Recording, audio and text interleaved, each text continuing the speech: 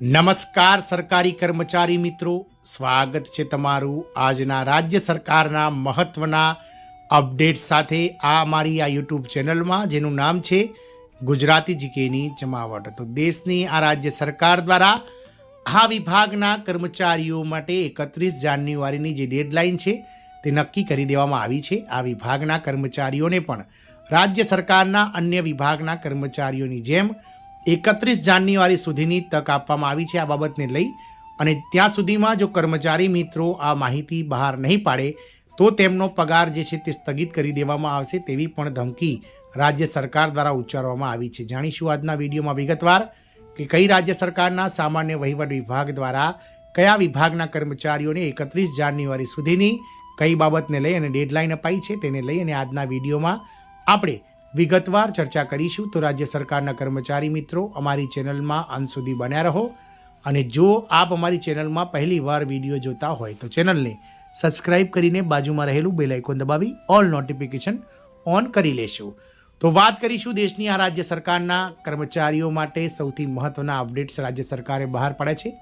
31 જાન્યુઆરી સુધીની તક રાજ્ય સરકારે આ વિભાગના કર્મચારીઓને આપી છે. જો 31 જાન્યુઆરી સુધીમાં કર્મચારીઓ દ્વારા આ વિગતો બહાર પાડવામાં નહીં આવે તો તેમનો પગાર જે છે તે જાન્યુઆરી મહિનાનો સ્થગિત કરી દેવામાં આવશે તેવી પણ સામાન્ય વહીવટ વિભાગ દ્વારા જે છે તે ધમકી ઉચ્ચારવામાં આવી હતી. વાત કરીશું રાજ્યના કર્મચારીઓની જેમ નાગરિક સંસ્થાના કર્મચારીઓએ પણ 31 જાન્યુઆરી સુધીમાં મિલકતની વિગતો સબમિટ કરવાની રહેશે. સ્થાનિક સંસ્થાઓના નિયમો કે આ સંદર્ભમાં અધિકારીઓને સૂચનાઓ જારી કરી છે. એવું કહેવામાં આવ્યું છે કે કર્મચારી વિભાગ દ્વારા જારી કરાયેલા આદેશનું કડક પાલન કરવામાં આવશે. વાત કરીશું ઉત્તર પ્રદેશની, તો ઉત્તર પ્રદેશના વિવિધ વિભાગોમાં કાર્યરત અધિકારીઓ અને કર્મચારીઓની મિલકત જાહેર કરવા અંગે યોગી સરકારે કડક વલણ અપનાવ્યું છે. 31 જાન્યુઆરી સુધીનો સમય છે કે જો તેઓ ત્યાં સુધીમાં તેમની મિલકતોની વિગતો નહીં આપે તો તેમનો જાન્યુઆરી મહિનાનો પગાર રોકી શકાય છે. એવું કહેવામાં આવી રહ્યું છે કે લગભગ 42% પોલીસ કર્મીઓએ હજુ સુધી તેમની મિલકતની વિગતો આપી નથી. આ નિયમમાં મૂળભૂત શિક્ષણ વિભાગ સાથે સંકળાયેલા શિક્ષકોનો પણ સમાવેશ થાય છે. તેમણે પણ 31 જાન્યુઆરી સુધીમાં માનવ સંપદા પોર્ટલ એટલે કે હ્યુમન જે HRA જે પોર્ટલ છે HRM તેના પર તેમની સ્થાવર અને જંગમ મિલકતોની વિગતો અપલોડ કરવાની રહેશે.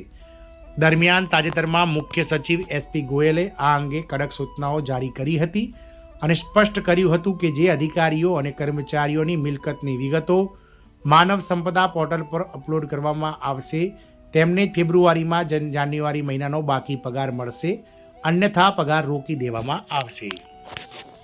મ્યુનિસિપલ કર્મચારીઓએ મિલકતો વિશે પણ માહિતી આપવી પડશે. રાજ્ય સરકારના અલગ અલગ વિભાગોના કર્મચારીઓની જેમ નાગરિક સંસ્થાના કર્મચારીઓએ પણ 31 જાન્યુઆરી સુધીમાં મિલકતની વિગતો આપવાની રહેશે.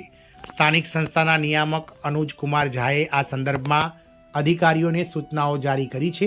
તેમાં જણાવાયું છે કે કર્મચારી વિભાગ દ્વારા જારી કરાયેલા આદેશના આધારે નાગરિક સંસ્થાઓએ પણ માનવ સંસાધન પોર્ટલ એટલે કે HRM પર મિલકતની વિગતો આપવી આવશ્યક છે. આમ છતાં એવું જોવા મળ્યું છે કે કર્મચારીઓ મિલકતની વિગતો આપવામાં અનિચ્છા રાખે છે. તેથી સરકારી સ્તરે એવો નિર્ણય લેવામાં આવ્યો છે કે જે કર્મચારીઓ મિલકતની માહિતી આપવામાં નિષ્ફળ જાય છે તેમના પ્રમોશનોને અટકાવી દેવામાં આવશે. સ્થાનિક સંસ્થાઓના નિયામક દ્વારા જારી કરાયેલા નિર્દેશમાં જણાવાયું છે કે રાજ્યમાં 762 મ્યુનિસિપલ સંસ્થાઓ છે. રાજ્યના કર્મચારીઓની જેમ મ્યુનિસિપલ કર્મચારીઓને પણ દર વર્ષે મિલકતની માહિતી ઓનલાઈન સબમિટ કરવાની ફરજ પાડવામાં આવે છે, પરંતુ તેઓ ઘણીવાર અનિચ્છા દર્શાવે છે. તેથી સરકારી સ્તરે નિર્ણય લેવામાં આવ્યો છે કે આ વખતે રાજ્યના કર્મચારીઓની જેમ મ્યુનિસિપલ કર્મચારીઓએ પણ મિલકતની માહિતી ઓનલાઈન HRM પોર્ટલ પર સબમિટ કરવી પડશે.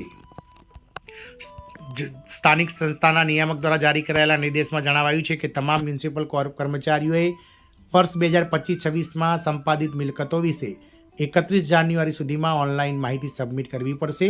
મિલકતની વિગતો ઓનલાઈન સબમિટ કરવામાં નિષ્ફળ જવાથી તેમનું પ્રમોશન અટકાવી દેવામાં આવશે. વિભાગના વડાઓએ સૂચના આપવામાં આવી છે કે આ વખતે મિલકતની વિગતો ઓનલાઈન સબમિટ કરવામાં આવે.